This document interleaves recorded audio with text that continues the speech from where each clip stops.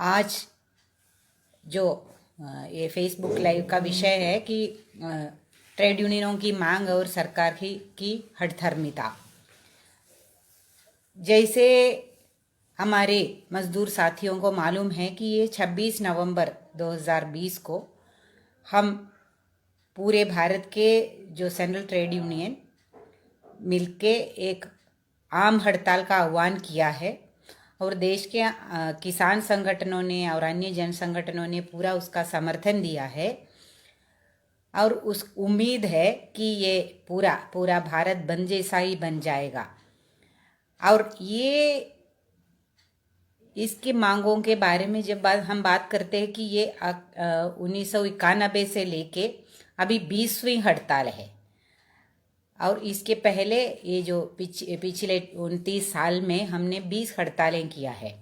तो ये 2020 की ये जो 20वीं हड़ताल में इसका एक जो अहमियत ये भी है कि ये एक ही साल के अंदर, जब 29 साल के अंदर हमने 20 हड़ताल किया है, आम हड़तालें जो ट्रेड यूनियनों के आह्वान पे, और ये जो हड़ताल है ये एक ही साल के अंदर दूसरा हड़ताल है।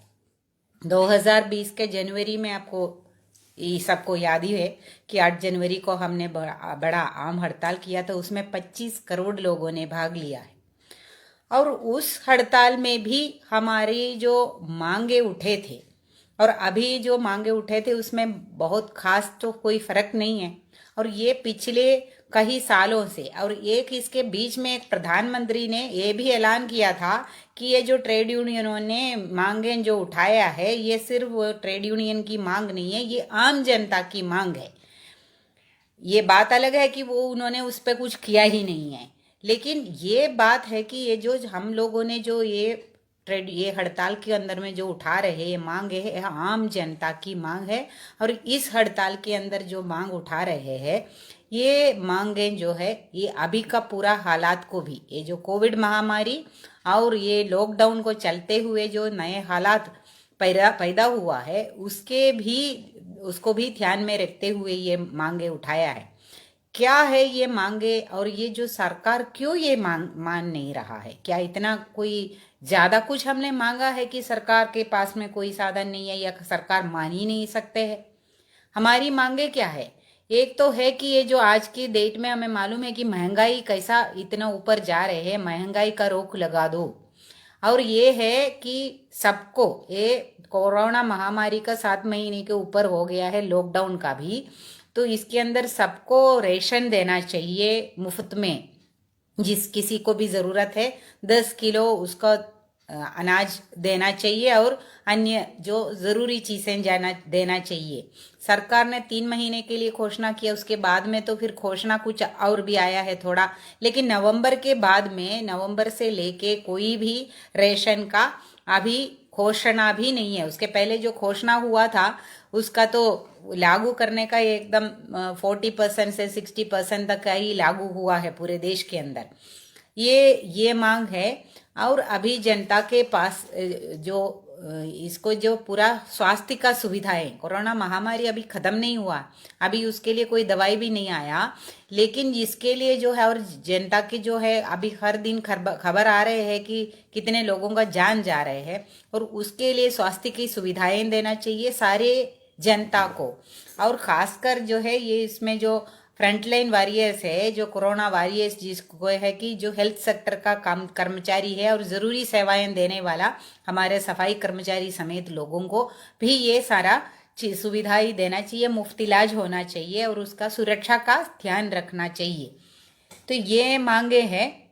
और एक जो है कि काम मिलना चाहिए, जनता को काम दिया जाएगा, देना चाहिए। और जो जैसे मनरेगा को 200 दिन का काम देना चाहिए जो न्यूनतम वेतन समेत, और उसके साथ में जो अर्बन एम्प्लॉयमेंट गारंटी भी होना चाहिए, ये भी मांग है। और एक जो खास मांग है कि हर एक जो परिवार जो टैक्स नहीं देते हैं उनको 7,500 रुपया महीने का सरकार को देना चाहिए एज एन इनकम सपोर्ट। और बाकी जो है कि बाकी मांगे हैं वो तो पुराने मांगे हैं, और उसमें खास जुड़ गया है ये लॉकडाउन के पीरियड में, वो है कि ये जो सरकार ने जो पास किया है कि 4 लेबर कोड है और जो 3 जो खेती से जुड़े हुए कानून है, ये सबको खत्म किया जाए, ये इसको वापस लिया जाए, ये मांगे हैं। और जो इलेक्ट्रिसिटी के अंदर, बिजली के अंदर, बिजली के लिए एक बिल लेके आ रहे हैं सरकार, इलेक्ट्रिसिटी अमेंडमेंट बिल, उसको भी लागू ना किया जाए, वापस लिया जाए। और ये बाकी जो भी है जो और पब्लिक सेक्टर का निजीकरण बंद करने का मांग तो है, ये सारे हमारे कभी दिन से हमारा मांग है। तो ये मांगे जो है वो सारे जो मजदूर को मालूम ही है कि ये कहाँ से आया है ये मांगे। ये तो लोगों को जिंदा रहने के लिए न्यूनतम जो ज़रूरतें हैं, जो इंसान को इंसान कहलाने के लिए वो न्यूनतम ज़रूरतें हैं, इसको पूरा किया जाए हर एक जनता के लिए, जो शिक्षा के लिए, रोजगार के लिए और रोजगार में न्यूनतम वेतन के लिए और जो स्वास्थ्य सुविधाओं के लिए, ये जो है बुनियादी एक इंसान को इंसान कहलाने के जो जायज़ मांगे हैं, ये मांगों को आगे किया है। और इसमें ये अगर नहीं करवाना है तो कोई सरकार की ज़रूरत ही क्या है। लेकिन ये जैसे हम लोग सब जानते हैं कि सरकार को तो इसका कोई परवाह ही नहीं है, और वो पिछले से ही कोई है जो इसके बीच में जो एनडीए का सरकारें आए हैं और यूपीए का जो कांग्रेस के नेतृत्व में आए हैं, सरकारों ने कोई परवाह ही नहीं किया है। उल्टा जो हम लोग जो भी रास्ते मांग रहे कि जनता का भला करो, उसका उल्टा रास्ते में जा रहे। और इसमें एक और जायज़ मांगने हमने इसके अंदर में रखा है कि 7,500 रुपया महीने का जो इनकम सपोर्ट का। और ये आज के दौर में हम जब उठाते हैं तो इसका जो पीछे में यही है, बोल रहे कि जो सरकार के पास पैसा नहीं है, सरकार इतना पैसा है, और वो बीच में 20 लाख करोड़ का ऐलान भी कर लिया है। फिर ऐसे तो आंकड़ों में तो बहुत कुछ आ रहे हैं, भाषणों में भी बहुत कुछ आ रहे हैं, हमारे प्रधानमंत्री में भी कुछ बोल रहे हैं और ये वित्त मंत्री भी कुछ बोल रहे हैं, लेकिन हकीकत में ये सारे हमारी मांगे हैं, ये तो ये कोई भी चीज़ इसमें लागू नहीं है, ये न्यूनतम चीज़ें हैं। तो बीमारी से भी लोग मर रहे हैं, और जो बीमारी के साथ साथ में जो जिसका कमाई खत्म हो गया है, ये पहले से ही बेरोजगार है, और इसका भूखमरी का भी शिकार होते जो लोग मर रहे हैं, ये स्थिति है। ये लॉकडाउन के तुरंत बाद में जो प्रवासी मजदूर जो है उनको लॉकडाउन में ये नहीं हुआ, नौकरी गया तो उसको कुछ राशन देना चाहिए वाला बात नहीं है। आज का जो संकट है पहले से ही चलते आ रहे थे कि पूरे दुनिया के अंदर जो आर्थिक संकट चल रहा था उसको हमारे भारत में भी, लेकिन वो तो हमेशा जीडीपी का इतना जो बढ़ोतरी हो गया है, हमारा पूरा देश का पूरा आय का उतना इतना बढ़ गया है, ये सारा आंकड़े तो हमें अखबारों में मीडिया में आते थे और बोलते थे कि बड़ा तरक्की होगा, तुम्हारे पास भी आ जाएगा। लेकिन अभी तो वो आंकड़े भी गिर गया है, इतना ज्यादा ये हो गया, पूरा जो देश की जो आमदन है जो जीडीपी का है उसका जो है कि पूरा नीचे 25% तक गिर गया है। ये भी आंकड़े हमारे सामने में आ गया, तो आंकड़ों का खेल भी खत्म। तो इस नौबत में हमारी पिछले ये 6-7 महीने का जो लॉकडाउन पीरियड में हालत ऐसा हुआ है कि सरकार खुद जो बोल रहे हैं कि 14 करोड़ लोगों का नौकरी गया, 1-2 नहीं है, 14 करोड़ लोग, और बोल रहे कि 65% जनता का जो है आमदनी में कमती हुआ है। और ये हालात में 14 करोड़ लोग फिर क्या खाएंगे, कैसे रहेंगे, कैसा जिंदा रहेंगे। तो ये जिंदा रखने का जिम्मेदारी, और ये जिम्मेदारी कौन उठाना चाहिए, किसको उसकी जिम्मेदारी है, यही बात है कि ये जनता के सामने में है। तो तभी तो हम सरकारों को मांगा है कि ये, और बोले कि पूरा जो है जीडीपी में गिरावट आ रहे हैं, और वो अभी धीरे धीरे लॉकडाउन तो खुल रहा है, तो वो लॉकडाउन के अंदर में जो ये जीडीपी का ग्रोथ को ठीक करेंगे, कवर करेंगे, आगे जाएंगे, जाना तो चाहिए। लेकिन जब आपका जो है ऑलरेडी लोगों का इतना बेरोजगारी है और उसमें आपका 65% लोगों का आमदनी भी खत्म हो गया, आप अपनी फैक्ट्रियां खोलेंगे, आप अपनी जो दुकानें खोलेंगे, तो खरीदेंगे कौन। और ये खरीदने के लिए जो है उसके पास में कोई भी उसका आमदन तो है ही नहीं, तो उसके लेके जो उसको आमदनी बढ़ाना बहुत ज़रूरी है। ये एक तो है लोग भूखे ना मरे और जिंदा रहे, तंदुरुस्त रहे, जब आपका पूरा तरक्की होगा तब तक तो लोग भी चाहिए, तो उसके लिए भी ज़रूरी है। और दूसरा है कि आपका जो पूरा जो अपनी जो अर्थव्यवस्था है, वो अर्थव्यवस्था के अंदर में अगर जान आना है, माल बन रहा है, वो माल खरीदार नहीं है, तो वो माल का प्रोडक्शन कल को बंद हो जाएगा। तो इसके लिए भी लोगों के पास में खरीदारी की क्षमता होना चाहिए। इसलिए भी ये 7,500 रुपया का आमदन का देना बहुत ज़रूरी है। और जो है लोगों के हाथ में काम दे दो, ताकि आपका पूरा इंफ्रास्ट्रक्चर भी बन जाएगा। मनरेगा के तहत में काम करा दो पूरा खेती के अंदर में भी, और पूरे अर्बन एरिया में भी जो है कि वो आपका इंफ्रास्ट्रक्चर का भी विकास हो जाएगा। लेकिन ये इतनी सिंपल सी बात है, सीधी सी बात है, तो ये क्या सरकार को इतनी बात समझ में नहीं आते है क्या? ये कर नहीं रहा है क्योंकि वो लोग उसके पास में पूरा एक्सपर्टी है, वो विशेषज्ञ भी है, ये लोग क्यों नहीं कर रहे हैं? तो वहां पे यही बातें आते हैं। हमारी मांगे ठीक है, जायज़ है, और न्यूनतम वेतन वो 21,000 रुपया मंथली होना चाहिए, और सबको पेंशन होना चाहिए 10,000 रुपया महीने का, जो काम किया है जो देश की तरक्की के लिए। और ये 21,000 रुपया का जो है न्यूनतम वेतन, वो हर मजदूर को न्यूनतम वो होना चाहिए। और ये एक जो है इसके अंदर सारे मजदूर का मतलब है कि घर में काम करने वाले भी, जो स्कीम वर्कर है, आंगनवाड़ी, आशा, मिड डे मील, ये समेत सारे स्कीम वर्कर्स भी है, और कंस्ट्रक्शन का भी है, हमारे रेडी पटरी के लोग हैं, असंगठित क्षेत्र समेत हर एक को मिलना चाहिए। और ये 21,000 का आंकड़ा भी सरकार ने खुद तय किया है कि एक परिवार को न्यूनतम एक इंसान कहलाने लायक जो है वो डिसेंट एक जो है आमदन होना है या वेज होना है, तो वो होना है कि 21,000 रुपया। तो लेकिन ये जो, जैसे मैंने पूछा कि ये क्या इनको समझ में नहीं आता है कि जनता खुश रहेंगे और आपका पूरा अर्थव्यवस्था तरक्की करेंगे, तो ये क्यों नहीं कर रहे हैं? तो यहाँ पे ही यही बात आता है कि ये किसके लिए सरकार है और क्या काम ये लोग कर रहे हैं। जहाँ हमारा 14 करोड़ लोगों का नौकरी गया है, उससे भी ज़्यादा है, लेकिन ये कि सरकार का आंकड़ा तो इतना ही आया है, कम से कम इतना बताया है। और ये भी नहीं, लोग भूखमरी का स्थिति है, और यूनिसेफ जैसा अंतर्राष्ट्रीय संगठनों ने बताया है कि अगर यहाँ पे जो खाने का जो व्यवस्था को ठीक नहीं करेंगे, रेशन है, आंगनवाड़ी के अंदर मिड डे मील के अंदर का खाने का मात्रा अच्छा बढ़ा के नहीं दिया, तो ये 6 महीने के अंदर में 3 लाख बच्चे और मर जाएंगे। हमारे बच्चे हैं, और 3 लाख बच्चे, वो तो कोरोना से जितना मर रहे हैं उससे भी ज़्यादा भूखमरी से हो जाएगा, ये भी बोल रहे हैं। तो यहाँ पे यही सवाल आता है कि जनता भूखे है, जनता के पास नौकरी नहीं है, कोई नौकरी का ये नहीं, आगे कुछ दिनों के लिए दिखाई भी नहीं दे रहे, अर्थव्यवस्था ऐसा नीचे गिरावट आ रहे हैं, और जो पूरा स्वास्थ्य जिसके लिए ये पूरा लॉकडाउन किया गया है, और वो भी ठप है।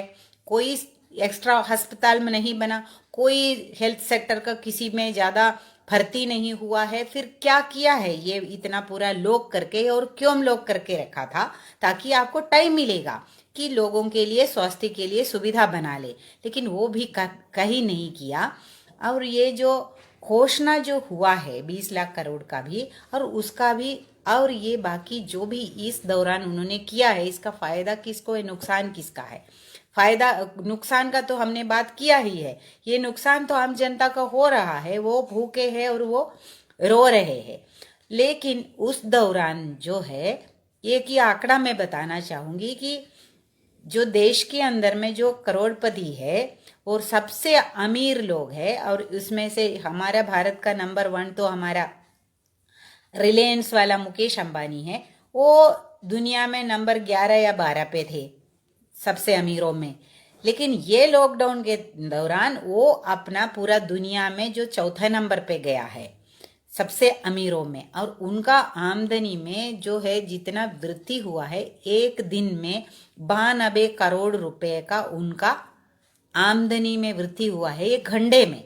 ये पिछले 6 महीने जब हमारे जो प्रवासी मजदूर भूख के मर रहे थे, उनके बच्चे का पानी नहीं था, ट्रेन के अंदर में दम घुट के मरे हैं, और जो माँ मरी पड़ी है उसके पल्लू पकड़ के बच्चे रो रहे थे, उस हालात के अंदर में जनता के पास पानी नहीं पहुंचा, रेशन नहीं पहुंचा, अनाज सड़ रहे हैं कि गोदामों में, सरकार के गोदामों में, तो उसी टाइम में है 1 घंटे में 92 करोड़ रुपए का वृद्धि कैसा हुआ है?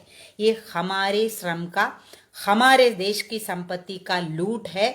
और वो लूट एकदम बेलगाम वो लूट चला है ये कोरोना काल में भी, और वो उसका ही काम किया है ये सरकार ने। ये मोदी जी का जो सरकार है उसने ये काल में यही काम किया है। और ये भी नहीं, पूरे देश की जो है 135 करोड़ जनता के लिए, पूरा हेल्थ के लिए उन्होंने घोषणा किया 15,000 करोड़ का। और पूरे 1 साल का बजट है आपका 64,000 करोड़ रुपया। लेकिन यही काल में जो पहले 3 महीने के अंदर में 50 जो है बड़ा अरबपति है और उनका जो कर्जा है सरकारी बैंकों में, उसमें उन्होंने 65,000 करोड़ रुपए का छूट दिया है। माने कि तुम जो है लोन लिया है, ले लिया, लेके जाओ, तुम्हें वापस नहीं करना है। उसके अंदर ये विजय माल्या भी है और नीरव मोदी भी है, और इनका ये काम किया है। और पूरे देश की जनता के लिए क्या बजट में है यही है। इसमें तो पता चलेगा कि ये सरकारें क्या है, क्या काम कर रहे हैं। और ये काम करने का ये काम जब करते हैं, ये जब काम करते हैं तो उसके लिए जो जनता तो दुखी होगा, जनता गुस्से भी होंगे, दुखी नहीं, कि जनता उसके अंदर में रिएक्शन करने भी लगेंगे। जैसे हमने देखा है कि आज ही तो वो पूरा का पूरा रिजल्ट आया बिहार का चुनाव के अंदर में भी, जो सत्ते में थे उसके खिलाफ में जो सबसे जो ताकतवर जो पॉलिटिकल फोर्स है उसके खिलाफ में जनता का गुस्सा आया। वो उसके अंदर में बाद में भी बताऊंगी। लेकिन ये जब आएगा तो सरकार इस तरीके का भी एक जो बार बार चुनाव के अंदर में हारने जीतने का भी एक नौबत न आए, तो सरकारें और जो है सरकार की जो नीति है और जनवाद है, ये दोनों के बीच में दोनों एक साथ में नहीं चल सकता है। ये स्थिति पैदा हुई है। यही अभी आज के दिन पूरे भारत के अंदर में सरकार का जो नीति है, जो पूंजीपतियों के पास में सीधा सा, पहले तो थोड़ा सा ऐसा चोरी चुपके भी करते थे, लेकिन अभी खुला खुला बोल रहे हैं कि ये जो है सारे बजट के पेपर में भी बोल रहे हैं कि ये देश में संपत्ति पैदा करने वाला ये अमीर लोग है। ये जो संपत्ति पैदा करने वाले हम लोग हैं, ये मेहनत कश है, लेकिन उसका नाम लेके वो इसीलिए उसको तरक्की होना, देश की तरक्की है, ये खुलेआम बोल रहे हैं कि ये जो सत्ताधारी पार्टी ने। तो इस तरीके का जो जनवाद और इसके साथ में जो एक साथ में नहीं जा सकता है स्थिति है, तो उसी टाइम में ही ये जो पूंजीपतियों का, ये पूंजीवादी व्यवस्था के अंदर में ये लूट चलता है, वो लूट और जनवाद साथ में नहीं जा सकता है। ये स्थिति के अंदर में ही ये सरकारें ऐसा तानाशाही, ऐसा फांसीवादी रुख अपनाते हैं, और उसी के लिए ये फांसीवादी रुख अपनाने वाला जैसा पॉलिटिकल पार्टी भी चाहिए, और वो पॉलिटिकल पार्टी को और वो जो राजनीतिक ताकत को वो पूरा का पूरा ये जो पूरा पूंजीपतियों का, कॉरपोरेट्स का पूरा मदद भी मिल जाता है। सारे पैसा उनके हवाले करेंगे और वो उनका जो फांसीवादी जो रुख है और उसको कायम रखने के लिए जो जनता का बांटने का और जो समाज के अंदर में अपना जो सुप्रीमसी है, अपना जो दबाव है, वो दबाव बनाने के रखने वाला एक सामाजिक रुख भी, ये कल्चरल भी वो उसको पूरा अपनाते हैं। तो उसी के लिए आज के दिन भारत के अंदर उसके लिए सबसे अच्छा है कि ये आरएसएस और आरएसएस से चलाए जाने वाले बीजेपी। इसीलिए पिछले सालों में जो इतना ज़्यादा ये नव उदारवादी नीतियाँ, जनता विरोधी नीतियाँ जब चलते हैं तो थोड़ा सा भी जनवाद के लिए गुंजाइश नहीं होगा। इसके लिए ये पार्टी ही चाहिए, और वो पार्टी के लिए ऐसा रूढ़िवादी, ऐसा समाज भी बनाने का, ऐसा उसका आइडियोलॉजी भी चाहिए। तो ये आरएसएस और भाजपा आज के नियोलिबरल जो पॉलिसी है उसके लिए सबसे अच्छा उसका पॉलिटिकल एली हो गया और उसका पॉलिटिकल चेहरा हो गया है। तो यही उसका जो रवैया है कि, और उसमें हमें अभी देखने को क्या क्या मिल रहा है, यही है जो ये अलग अलग जगह में सारे जो है संवैधानिक संस्थाएं हैं वो सारे खत्म है। कोई कोर्ट का भी भरोसा नहीं है, कोई भी जो सीबीआई वगैरह का तो पहले से ही ख़त्म था कि वो इसका ही नहीं है, उससे पहले ही ख़त्म था कि उसका कोई भी क्रेडिबिलिटी नहीं है। लेकिन अभी जो है पूरा का पूरा कानून व्यवस्था भी उनके हाथ में है। जो पुलिस प्रशासन समेत इवन जो है हमारे फौज के अंदर में भी वो अपना जो डोमिनेंस है, अपना जो ताकत है उसके अंदर में उसको अपने कब्जे में करने का पूरा कोशिश किया है और बहुत हद तक वो कामयाबी हुआ है। और उसमें जो जनता को आपस में बांटने के लिए एक तो है धर्म, जो आपने इतना सांप्रदायिकता फैलाया है, और अभी जाति का भी उसके अंदर में इस्तेमाल भी हो रहा है। और वो ही काम हम लोग अभी यूपी के अंदर में भी देख रहे हैं। और इसमें जो अभी जो हाल ही में जो हुआ है हाथरस के अंदर में, जो उसके अंदर में जो मुद्दे आए हैं वो एक है कि दलित जो लड़की है और वो एक तो औरत है, एक तो दलित है, और एक है कि वो एक खेतीहर मजदूर परिवार का है जिसके पास में ऐसा कोई ज़मीन नहीं है। दूसरे के उसमें एकदम जो इस तरीके का जो हमारे देश के अंदर में अपना जो खेती के अंदर में जो रिश्ते हैं वो ऐसा ही है कि एकदम बंधुआ मजदूर जैसा है, दूसरे जगह जा ही नहीं सकते इस तरीके के। उसके अंदर में एक तो है केस हो रहा है, दमन हो रहा है इसके ऊपर में, ये लैंड और उसको लेके भी वो सारे मुद्दे एक से एक जुड़ा हुआ है। तो ये एक जो है दमनकारी नीतियाँ कि तुम अपने औकात में रहे, तुम अपना हक के लिए कभी आवाज़ नहीं उठाए, और तुम नहीं उठाएगा और तुम्हें देके तुम्हारे जो हालत हम करेंगे उसको देके दूसरा भी चुप हो जाए। तो ये पूरे समाज के अंदर में एक तो है कि इसको विभाजनकारी काम करेगा, और दूसरा है इसके ऊपर में वो दमन ऐसा चला रहा है कि पूरा सत्ते के जो वो पुलिस हो या कानून हो या इवन अस्पताल के जो रुख हो या हर एक चीज़ जो सत्ता के साथ में जुड़े हुए हैं, वो पॉलिटिकल सिस्टम हो या आपका चुने हुए एमएलए एमपी हो, उनका रुख हो, उनका बयान हो, ये सारे चीज़ें जो है कि ये इस काम के लिए लगा हुए है कि ये जो है कोई भी अपना हक, शायद वो जीने का हक भी हो, एक औरत का इज्जत की हक हो, या एक जो है दलित का अपना इंसान कहलाने का हक हो, कोई भी हक तुम्हारे लिए, और उसके बारे में सोचना भी मत, तो तुम अगर सोचोगे तो तुम्हारा ये हाल करेंगे। तो ये एक मैसेज देने के लिए ही इस्तेमाल हुआ है।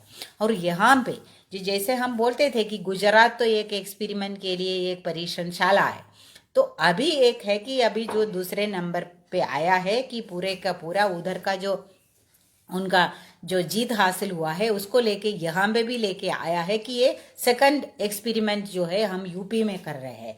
और वो तो उसका तो हम हमारे जो मजदूर है यूपी के अंदर, मजदूर हो, किसान हो, मेहनत कश हो, तो वो कोई भी जात पात का हो, वो लोग तो भुगत ही रहा है। और वो साथ साथ में जो है उन्होंने यही एक तानाशाही, एक फांसीवादी पूरा सत्ता को बनाए रखा है कि कोई सोच भी नहीं सकते है। वही इस केस के अंदर में हमें दिखाई दिया कि वो पुलिस का हो या बच्ची को रातों रात जलाने का हो, या उसके अंदर में कोई उस टाइम में तो कोई धर्म का और उसका कोई बंदिश तो है नहीं, कुछ भी कर ले। तो वो सारे करने के साथ साथ में जो यहाँ पे एक और चीज़ को जोड़ दिया है उन्होंने कि इसके अंदर में जो रिपोर्ट करने गए हुए हैं कि पत्रकार को भी उसको एक अंतर्राष्ट्रीय जो है एक षड्यंत्र का हिस्सा बना के एक देशद्रोह का केस में अंदर करने का। इसका मतलब है कि अभी ये जो आवाज़ ये सत्ता के खिलाफ में उठेगा तो वो उसको तो दबाया जाएगा, और वो समाज के अंदर में भी कोई अपने हक के लिए बोलेगा उसको भी अपना औकात दिखा देंगे जो उसका जो मनुवादी सोच के अंदर है। और साथ साथ में ये बोल रहे हैं कि ये जो इसको हम लोग इस तरीके से पूरा को उसको गुमराह करके जनता के बीच में भी ऐसा खड़ा करेंगे कि ये देशद्रोही है। और ये एक बहुत ही जो दुख की बात यही है कि इसमें अभी भी बहुत ही ज़्यादा लोग इस पे उसके अंदर में है, उसके इन्फ्लुएंस के अंदर में है, इवन यूपी के अंदर। तो ये एक माहौल जो बनाया है, ये सत्य का जो ये रुख है कि ये जो सरकारों का जो आपने जो यहाँ पे हमारी जो बोले कि ये हठधर्मी था, वो उससे भी ज़्यादा, वो अड़ियल तो है ही है, लेकिन उससे भी ज़्यादा कि कोई भी बोलते हैं ना हद हो गया, हद होता नहीं है कि वो ये पूरा जो अपनी मुनाफा कमाने के लिए या अपनी जो श्रम को, जो जनता की आमदन को, जनता की संपत्ति को भी लूटने के लिए कुछ भी करेंगे। और उसको उसके लिए कितने भी करके हम जो षड्यंत्र बना के या कुछ भी करके ऐसे लोगों को हम अपने जो अपने लिए जो इस्तेमाल होने का है जो सत्य के अंदर बिठाएंगे। यही चीज़ अभी हो रहा है, यही चीज़ है। और इसके अंदर में फिर जितना भी जनवादी अधिकार बचा है, जितने भी बुनियादी अधिकार बचा है, उसको भी खत्म करेंगे। तो वही हुआ है कि इसके अंदर में जो श्रम कानून तो का बात तो हम हमेशा करते थे, श्रम कानून कहाँ लागू होते थे। इवन जो सिर्फ पब्लिक सेक्टर तो मान सकता है कि पब्लिक सेक्टर में थोड़ा बहुत होते थे, लेकिन वहां पे भी पूरा कॉन्ट्रैक्टराइजेशन हो गया था। और इवन जो है पूरा उसका भी निजीकरण हो रहा है।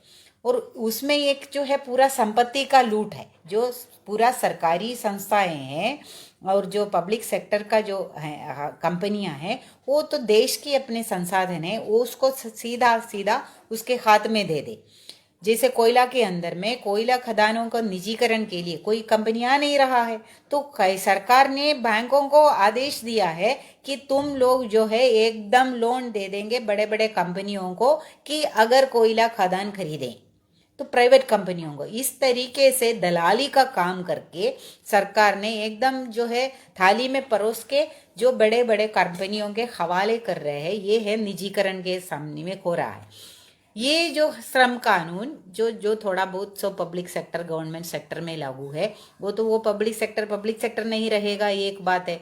तब तो फिर वहां पे भी गया, तो ये फिर वो कागज में भी उठा के खत्म करने का ये क्यों कर रहा है, यही है हम लोगों को।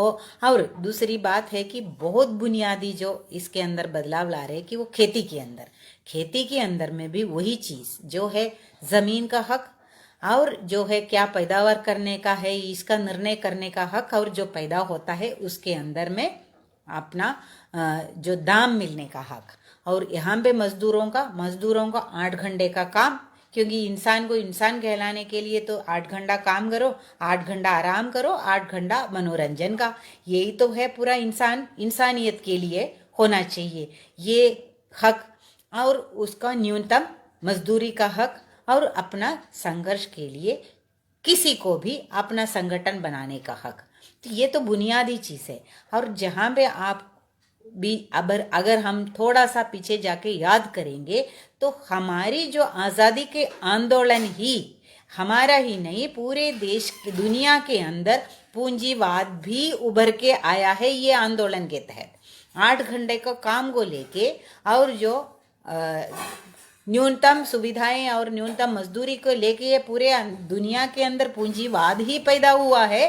और पूंजीवादी जो बुर्शा डेमोक्रेसी जो हम जिसको बोलते हैं कि पूंजीवादी जो जनवाद है, वो जनवाद ही कायम हुआ है जो अलग अलग देशों में कि इसी आंदोलन का। और साथ साथ में हमारे देश में बोलेंगे तो उसके अंदर में किसानों का अपना जमीन का हक।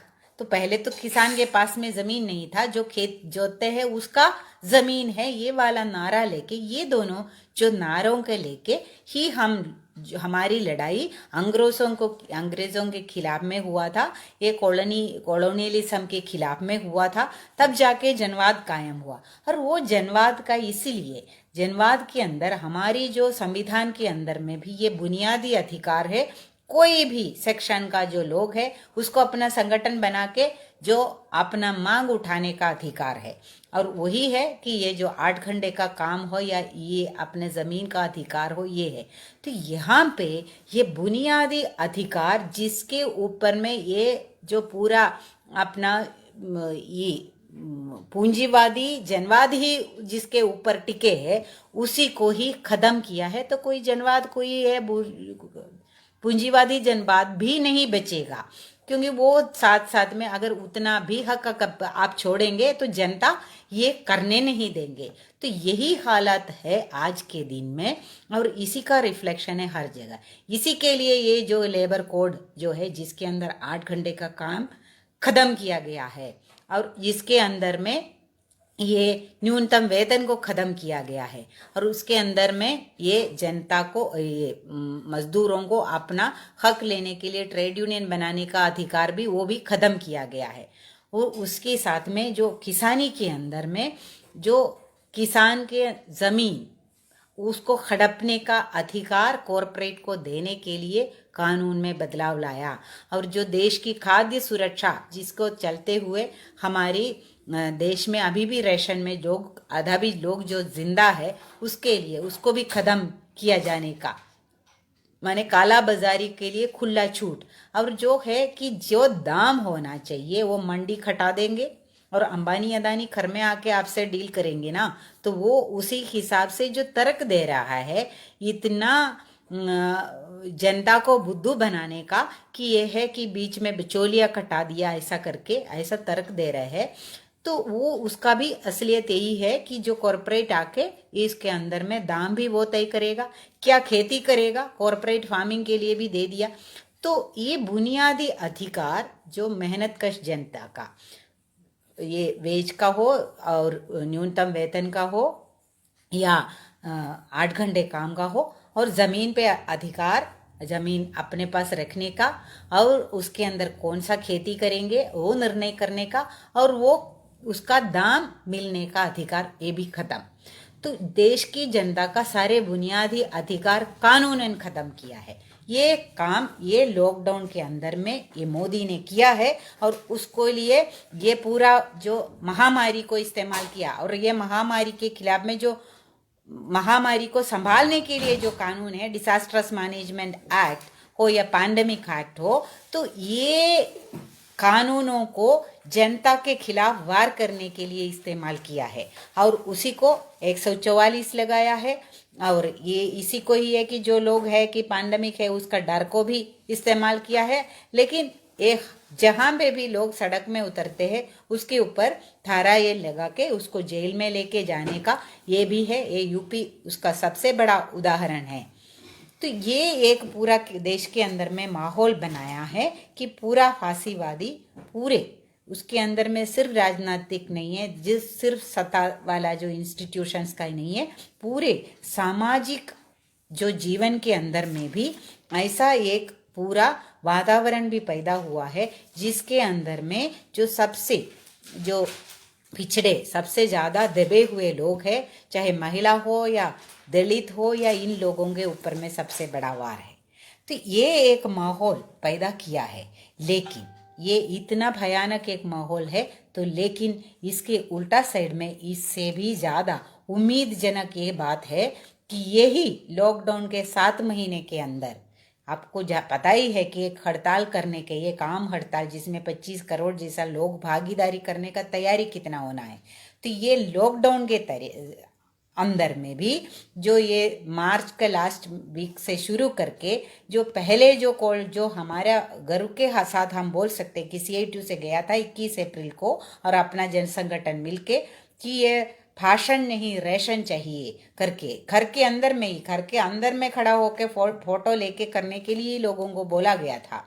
उसके अंदर से लेके जो जनता के सारे मांगों को लेके, सुरक्षा को लेके, और ये बुनियादी रेशन का, और ये अपनी स्वास्थ्य सुविधाओं को लेके, ये ऐसा एक एक कदम रख के हमने ये आंदोलन को खड़ा किया है। ये जो पिछले जो 29 साल के अंदर में जो खड़ा किया था, तो लोग तो वो तो भूले नहीं, वो इतना हमने 19 हड़तालें करवाया, तो वो माहौल के अंदर में ये जनता को गुमराह करने का कोई भी कोशिश 1 महीने के अंदर में हमने तोड़ा है। और जनता को धीरे धीरे ये पैंडेमिक को भी साथ में ध्यान में रखते हुए कि ये जनता के अंदर में अभी ये भावना पैदा कर पाया, उसी का नतीजा है हम बिहार के अंदर में भी देख सकते हैं। और ये जो जितना बड़ा अपने आपको प्रोजेक्ट करने के लिए पूरा मीडिया उसके साथ में, पूरा सोशल मीडिया उसके पास है, जितना मैनिपुलेशन हर जगह में होता है, पैसा तो बहा रहा है, इसके बावजूद भी जो जनता सड़क में उतरे है। और अभी उसका उदाहरण हर जगह में देख सकते हैं। अभी पंजाब के किसान कितने दिन से, 2 महीने से वहाँ पे ट्रेन भी नहीं चलने दे रहा है और कोई टोल टैक्स नहीं जा रहे हैं। वो अंबानी का कोई भी एक रिलायंस का पेट्रोल पंप भी वहाँ नहीं चल रहा है और अदानी का सारे मॉल बंद है, वो बंद करवा दिया है किसानों ने। और ये किसान पूरे भारत के अंदर में सड़क में आया है। और अलग अलग तबके के मजदूरों ने तो शुरू किया है। जो कोयला खदानों में जो हड़ताल हुआ है 3 दिन का, जो लॉकडाउन के चलते हुए, और उसमें सबसे अच्छे जो ये है कि जनता ने यही देखा है कि हम ये लॉकडाउन के पीरियड में कौन आया कि कोई नेता तो घूम नहीं सकते हैं पूरा जाके हड़ताल करवाने का, ये करने का, लेकिन जनता ने, हमारे मजदूरों ने अपने हाथ में ये जिम्मेदारी लिया हर एक मजदूर के पास में, और हर एक मजदूर अपना नेता बना है और वहाँ पे अपना हड़ताल, अपना हक की लड़ाई उन्होंने लड़ा है। ये हर जगह में हमें दिखाई दे सकता है। और वो चाहे कि जो हरियाणा के अंदर हो या स्कीम वर्कर्स का स्ट्रगल हो, या अलग अलग जगह में अलग अलग मुद्दों को लेके मजदूरों ने लड़ाई लड़ा है। डिफेंस के मजदूरों ने, अलग अलग पब्लिक सेक्टर के मजदूरों ने, ये सारे जो बीपीसीएल का हड़ताल हुआ है इस दौरान, और ये नहीं, और पूरे देश को ही नहीं, पूरे दुनिया को ही ये उम्मीद, सबसे ज़्यादा हिम्मत देने वाले हड़ताल और आंदोलन आपका यूपी में ही हुआ है। जब ये जो उसके खिलाफ में आवाज़ उठाने वाले को देशद्रोही बनाने का पूरा साजिश कर रहे थे, और जब जो है एक एक जो हमारी जो ऑल इंडिया ट्रेड यूनियनों का कॉल के ऊपर में लोगों को धाराएं लगा लगा के जेल के अंदर बंद करने का या और कितने केस में फंसाने का पूरा कोशिश किया है, वहाँ पे कोशिश ही नहीं काम ही किया है ये सरकार ने। उसी दौरान यही हाथरास के समय में जनता को बांटने का प्रयास किया है।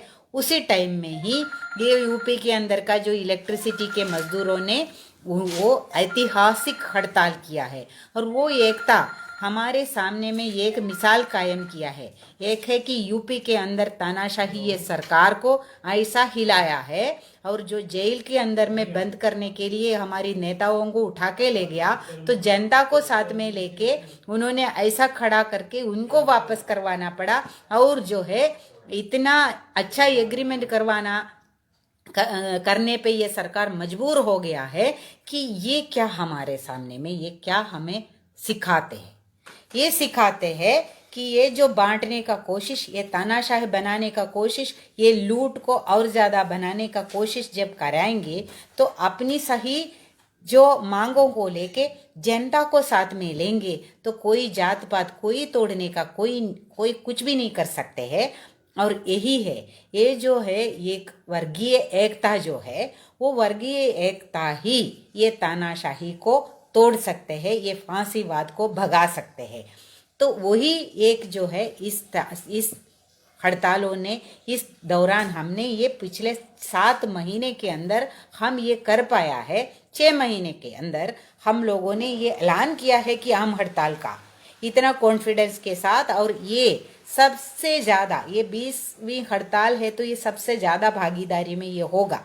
लेकिन ये हम एक और बात है कि इसके अंदर में पहली बार में पहले ये जो किसान और मजदूर एक साथ में आके ये इसका समर्थन कर रहे हैं। ये किसान और मजदूर तो आते हैं, पहले भी आ रहे थे, लेकिन ये दोनों संगठनों का, किसानों का भी और जो मजदूरों का भी जो राष्ट्रीय मंच जो है सबसे बड़ा, ये मंचों ने भी एक साथ में आके हम एक साथ में लड़ेंगे।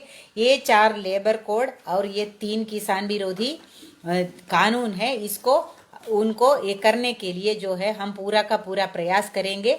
ये भगाने के लिए ये एक साथ में मिलके ये ताकत है।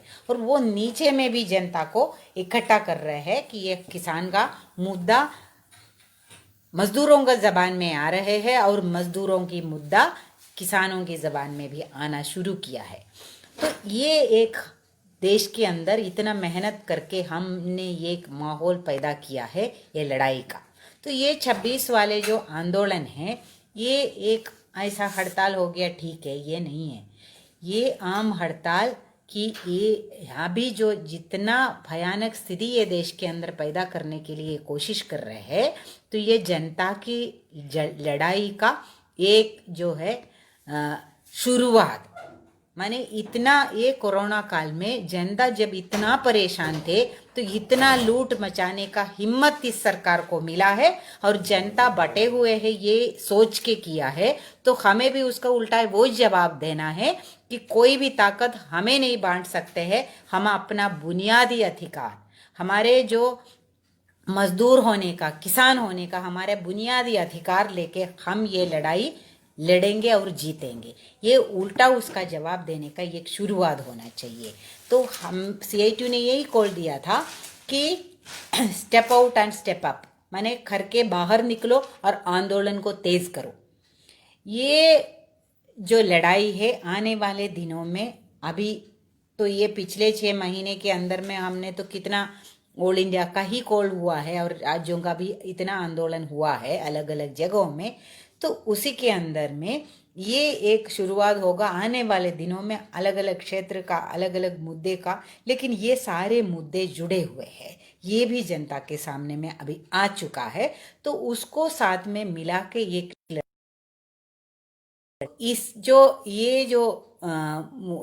आंदोलन को हमें जीतने का है और इस माहौल को हमें और बढ़िया बनाना है। और जो विभाजनकारी ताकतें हैं जो जात के नाम पे और इसके नाम पे, उसमें एक और बात बोलना है, जो ये जाति के नाम पे लोगों को इकट्ठा करने वाले भी है, वो तो दमन है। तो जाति ही हमारे यहाँ पे दमन के लिए जो मजदूरों को जो सबसे कम पैसे में काम करवाने के लिए, चाहे वो सफाई कर्मचारी हो या उस तरीके से खेती में काम करने वाले हो, वो जाति का ही इस्तेमाल करते हैं। जैसे हमारे स्कीम वर्कर हैं, महिलाएं हैं, महिला का सामाजिक स्थिति उसको शोषण करने के लिए, उसका आर्थिक शोषण का इस्तेमाल के लिए ये कर रहे हैं, इस्तेमाल कर रहे हैं। तो वही काम है कि समाज के अंदर दलितों का जो सामाजिक स्थिति है उसका आर्थिक शोषण ये श्रम का लूट के लिए इस्तेमाल कर रहे हैं। तो ये दोनों लड़ाई को हमें साथ में लड़ना है। अफसोस की बात है कोई बड़े दलित के हक का बोलने वाले जो पॉलिटिकल पार्टीज भी है वो भी है, वो कभी भी खेतीहर मजदूर के लिए न्यूनतम वेतन के लिए कोई लड़ाई तो लड़ा नहीं है। और यही है कि उसका जमीन को हक के लिए कोई लड़ाई तो हुआ ही नहीं है और वैसा कोई मांग भी नहीं आता है। और सत्ते में भी आया है, जैसे यूपी के अंदर में आपको मायावती का सरकार भी आया है। तो ये भी जो पहचानना है, ये पहचान की राजनीति है, ठीक है। वो तो एक है कि हमारे दमन के लिए उसके खिलाफ में जो एक उभार आना है, लेकिन वहां पे उसको खत्म नहीं करना है। ये लड़ाई के पीछे में जो कारण है और ये लूट का जो सत्ता है उसके खिलाफ में उसको खड़ा करना है। और ये अलग लड़ाई नहीं है, वो जो जातिवादी दमन के लिए हो या लिंग आधारित जो दमन हो, ये सारे जो है हमारी जो मेहनत कशों को दबाने के लिए, उसका शोषण के लिए है ये लड़ाई। इसको साथ में लड़ना चाहिए, इसको अलग अलग नहीं करना चाहिए। ये भी एक समझ बनना चाहिए सारे मेहनत कशों के अंदर। वो लड़ाई को हमें आगे लेके जाना है।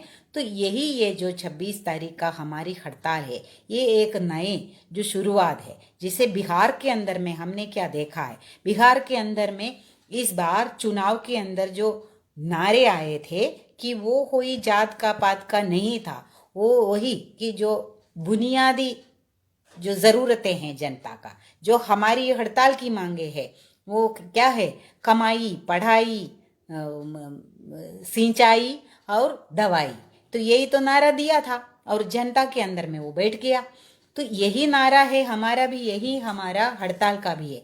लेकिन वहाँ पे यही है तो लोग तो बड़ा नाराज भी है कि वो उधर में बीजेपी फिर जीत गया।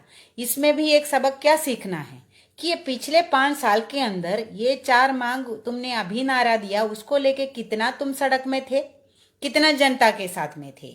वहां पे भी हमारी मेहनत कश, हमारा किसान सभा, हमारा CITU, हमारा खेत मजदूर यूनियन समेत और जो वामपंथी पार्टियां हैं, वो सिर्फ वही लोग इसी मांगों को लेके लड़ रहे थे। बाकी तो तब भी ऐसे ही ऐसे बातें कर रहे थे। जो सत्ता में बैठा है वो जो बात किया वो पर्सनल बात हो, यही है। तो ये भी एक समझना है हमें, वो राजनीतिक दबाव बनाने का, राजनीतिक ताकत बना के ये सत्य को पलटना है। तो ये जनता के बीच में ये मुद्दे लेके जाना है, और ये मुद्दे के पीछे जो इसकी जो नीति है और ये नीति के पीछे का राजनीति, CITU में बार बार यही बोल रहे हैं कि ये राजनीति क्या राजनीति है। कोई भी सत्ते में आएगा, नीति हमारा चलेगा। कोई भी पार्टी का तुम जीतोगे तो सरकार हमारा बनेगा। तो ये जो राजनीति है, इसके अंदर में मुद्दे की राजनीति बनाना, और वो राजनीति को ये मेहनत कश का राजनीति में बदलने का एक लड़ाई है। वो लड़ाई में बदलना है तो हमें जैसे लोगों के सामने में जाना है, और ये मुद्दों को लेके ये जो हड़ताल तो कामयाब होगा, वो तो उसमें कोई दो राय नहीं है। लेकिन हड़ताल जितने भी कामयाब होगा, उतना ही जनता के दिमाग के अंदर, जनता के दिल के अंदर में ये मुद्दे, वो मुद्दों को लेके हमें आगे का जो आने वाले दिनों के और तीखा लड़ाई का पूरा तैयारी करना है। और मेरा पूरा विश्वास है कि ये यूपी भी है, पूरे भारत का राजनीति का ये एक जो तय करने वाला जगह है। और वहाँ की जो इलेक्ट्रिसिटी का जो संगठित ताकत है, हमारा मेहनत कश, हमारा मजदूर वर्ग की, वो ताकत ने हमें कर दिखाया कि क्या कर सकता है। कोई भी हो, कोई योगी हो या मोदी हो या कोई भी हो, कि उसको इस जनता के सामने झुकना पड़ेगा। तो आने वाले दिनों में ये अपने मुद्दों को और मजदूर किसान एकता को लेके नीचे तक, हर गांव तक हमें उसको अपनी ये जो जनता के मुद्दों की राजनीति को वहाँ पे कायम रखना है। और तब जाके हमारा आने वाले दिनों में ये जो सरकार जो निकम्मे है, या जो सरकार जो गद्दार है, वो लोग तब बदलेंगे। तो उसके लिए हमें पूरा उम्मीद है कि वो काम आप लोग करेंगे। और वो हर एक दिन, अभी ज़्यादा दिन नहीं है, ये एक एक दिन में हम जितना जनता में जा सकते हैं उतना जनता में जाए, और हम बात करें और जनता से सीखे, और जनता को ये हमारे मुद्दों के बारे में समझाए। ये काम करेंगे, ये पूरा उम्मीद के साथ में मैं अपना ये वक्तव्य ख़त्म करती हूँ। इंकलाब जिंदाबाद।